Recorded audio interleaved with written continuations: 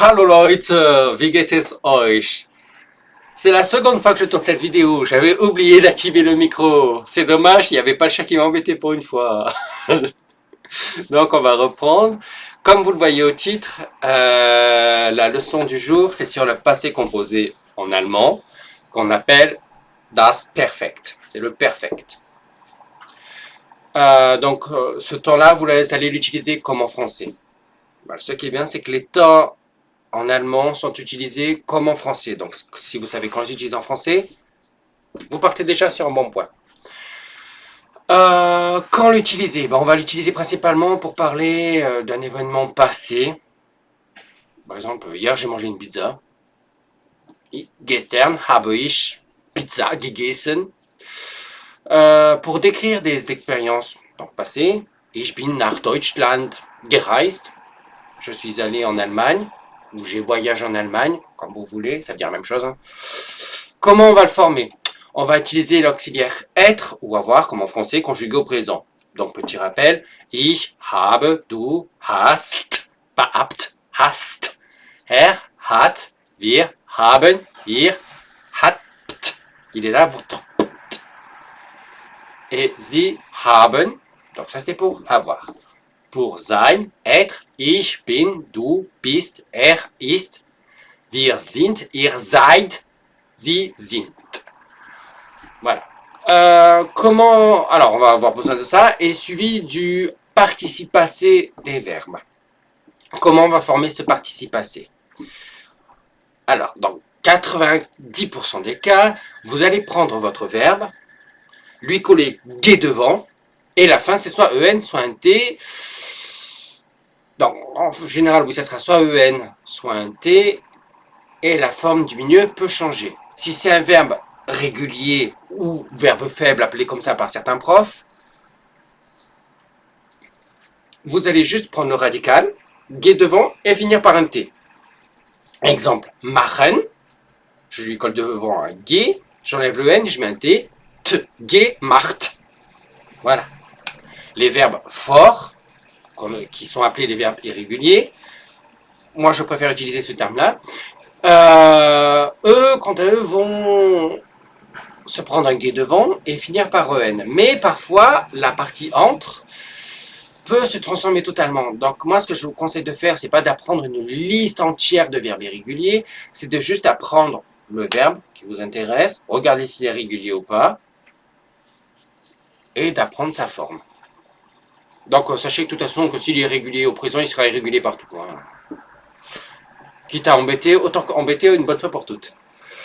Ce que je dis, et qui fait rire certains de mes élèves, c'est que au perfect, donc au passé composé, on est tous gays. Tous les verbes, à part certains, je vais vous les donner juste après, ils commencent tous par gay.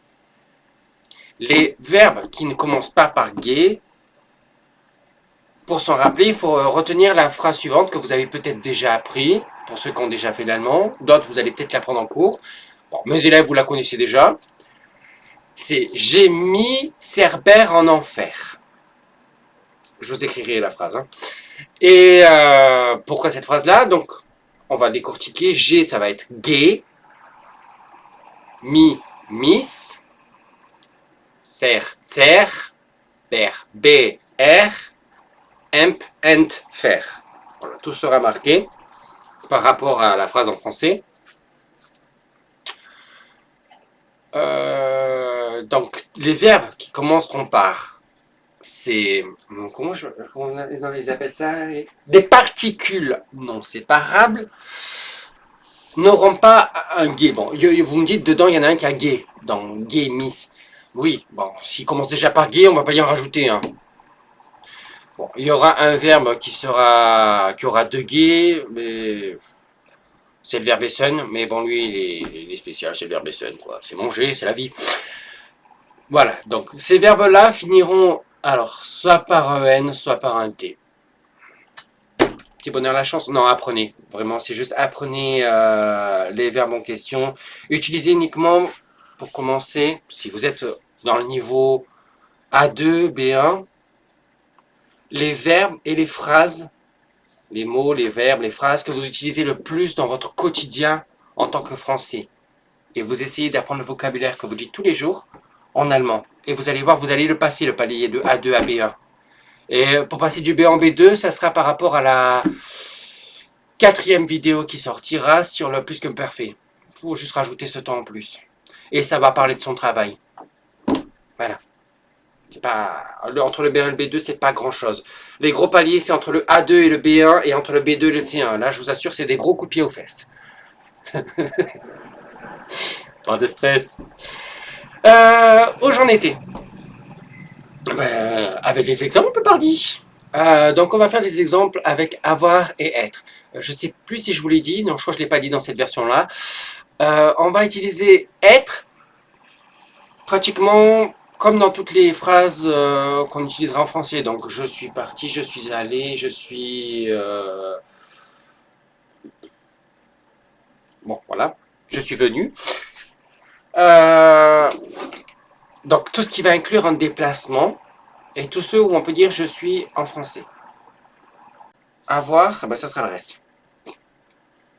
Donc, tout ce qui inclut un mouvement, à part danser, parce que danser, on peut danser sur place. Donc, tout ce qui inclut un déplacement, ça va être. Sinon, c'est avoir. Exemple. J'ai lu un livre. Donc, là, on va suivre la même logique qu'en français, sauf qu'on va faire attention à l'ordre des mots. Normalement, j'ai dû le dire dans un autre cours. Quand vous avez deux verbes dans une phrase, notamment un verbe conjugué, l'auxiliaire ou le verbe principal est en deuxième position, le deuxième est puni à la fin. Donc, ici, vous allez dire « j'ai un livre lu », si vous faut l'ordre des mots. Donc, j'ai « ich habe » un livre, ein Buch. Alors, lesen, c'est un verbe irrégulier. Pourquoi? Ben parce qu'à tu et à il se transforme. Ich lese, du liest. Oui, il se transforme. Donc, geh, et lui il est gentil, c'est juste gelesen. Il ne se transforme pas totalement, juste on lui rajoute un gay devant. Mais il a le N à la fin pour dire qu'il est irrégulier. Ich habe ein Buch gelesen. Deuxième exemple avec avoir. Wir haben Fußball gespielt. Wir haben Fußball gespielt. Ça veut dire nous avons joué au foot. Au football. Donc, nous avons au foot joué. Rappelez-vous, quand il y a deux verbes, le deuxième est à la fin. Je le dis à tous mes élèves, au bout d'un moment, ils n'en peuvent plus. Autre exemple, maintenant avec sein, donc avec le verbe être. Je suis rentré à la maison. Alors, c'est une phrase qu'on dit tous, hein, je pense, ou qu'on espère pouvoir rentrer à la maison, certains. Alors, eux, ils vont dire, je suis vers la maison, allez. Je suis vers la maison, allez. Donc, la préposition vers ou après, c'est nach. Préposition quand un toujours relatif, petit rappel. Ich bin nach Hause gegangen. Si je suis rentré à la maison à pied. Ich bin nach Hause gegangen. Donc, c'est le verbe gehen. Gegangen. Ah, je vous ai dit, il y en a... Oh, se transforme, mais il finit par en. Commence par son ge et finit par en. Verbe irrégulier. Gegangen. Si vous êtes rentré avec un véhicule, donc c'est-à-dire un bus, en trottinette, en skate, en roller, sur votre aspirateur, ça va être gefahren. Lui aussi, il est gentil. C'est juste ge devant, fahren. Gefahren. Pour dire il a couru rapidement. Donc en français, on va dire il a couru rapidement. Mais il faut se rappeler la logique que je vous ai dit tout à l'heure. Courir, je me déplace. Donc, eux, ils vont dire il est rapide, couru. Il fallait bien que je vous mette un exemple avec un piège. Donc, ist schnell, vite, rapide, gelaufen. Alors, courir. Laufen, c'est marcher vite, courir. Marcher vite, trotter. Voilà. Parce que je sais qu'on l'utilise aussi pour le verbe marcher. Mais voilà, si c'est marcher, je me promène, c'est spazieren gehen. Laufen, c'est marcher vite, voire trottiner. Ist schnell gelaufen. Voilà, c'est tout pour cette vidéo. J'espère qu'elle vous a plu. Si ça vous a plu, un petit pouce bleu, un petit commentaire, ça m'aiderait beaucoup. Si vous voulez plus d'informations, prendre un cours en particulier, n'hésitez pas à aller sur mon site, le lien est dans la description. Et moi je vous retrouve pour une nouvelle vidéo. Tchuss!